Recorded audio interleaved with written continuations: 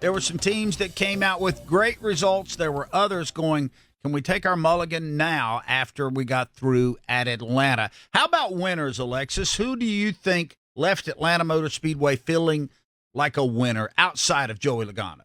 Well, he was going to be my first pick.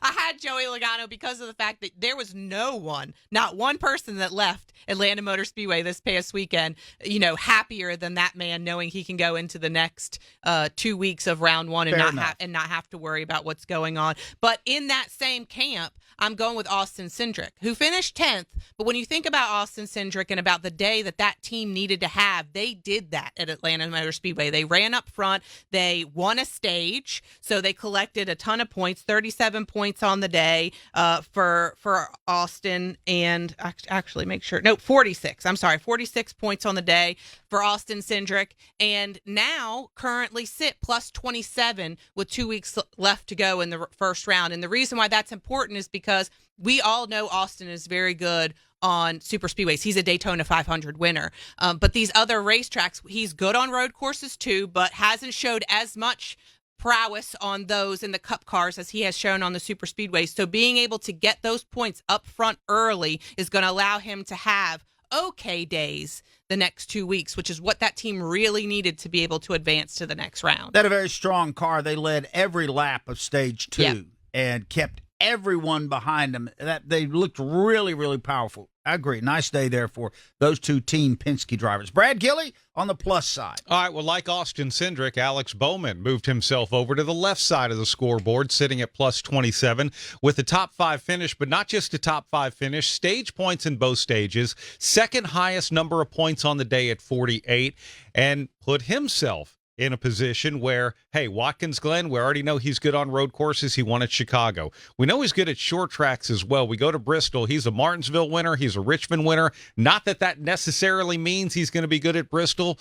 2 honest days, Alex Bowman puts himself into the round of 12. I think he's going to do a good spot at that. The other one is Christopher Bell. Now, he only finished 10th in stage number 2. That was the only stage point he got that day. But with the 4th place finish, 34 points on the day, quite honestly, a track that I didn't think Christopher Bell was going to be necessarily strong at. A 4th place run there. And again, we know he's good on road courses, came really close to winning at COTA. We know he's really good at short tracks as well. Bristol plays right into his wheelhouse. I think Christopher Bell did everything he needed to do to come out of a day at Atlanta, and now he is sitting as the number 3 seed in the playoffs, but he actually gained. He's at plus 40 right now. So 4 drivers that they feel like were winners from Atlanta Motor Speedway: Joey Logano, who won the race, and his teammate Austin Cindric. And, of course, Brad Gilley likes Christopher Bell and Alex Bowman. But you know what? For every winner, what is there? There is a loser.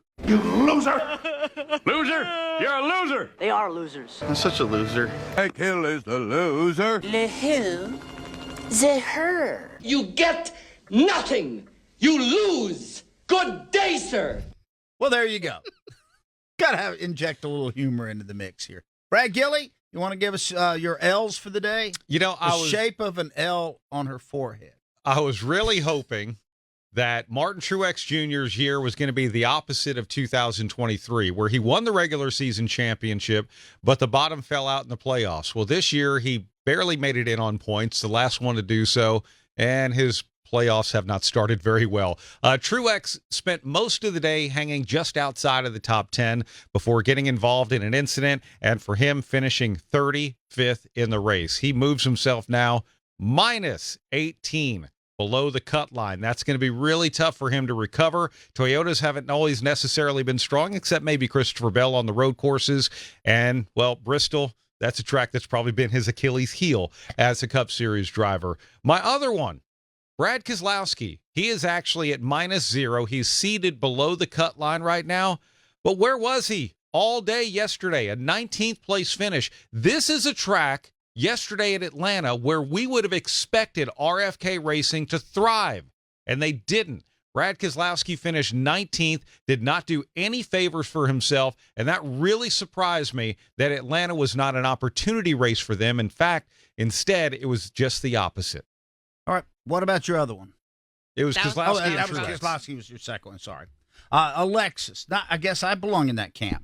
we're going to leave one driver out. We're not going to include Denny Hamlin in this Right. group because Right. he gets his whole segment on this show. Right. Outside of that, what are we thinking? The two that I'm picking, I mean, there were quite a few, unfortunately, when you go to a racetrack like Atlanta that could have had better days. But the two that I'm going with, the first one, Chase Briscoe. Look, he was at the top of the mountain coming out of Darlington with the walk-off win, and you didn't think that anything could get better in Chase Briscoe's world. Well, guess what?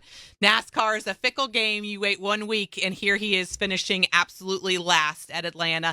Kyle Larson cuts a tire, has a wicked crash. Thankfully, Kyle Larson is okay, and collateral damage in that, Chase Briscoe hits him and ends up finishing last. So, now sitting -20 from the cut line, that's going to be hard for Chase Briscoe and that team to make up, unfortunately. And Harrison Burton, I thought Harrison was having a really good day. He spent most of the day inside of the top 15. He, in those Fords that were so strong at Atlanta. And then at the end of the race, go ahead. All he had to do was get to the end. All he had to do was to get to the end, and a couple laps shy. Ross Chastain has what we think maybe was a tire issue, hits the wall, backs the field up. It takes out a bunch of people, Harrison Burton included. He ends up finishing 31st and now is -15 to the cut. So unfortunate for those two drivers because they really, really needed to have good days. They didn't have playoff points, a lot of playoff points to lean on.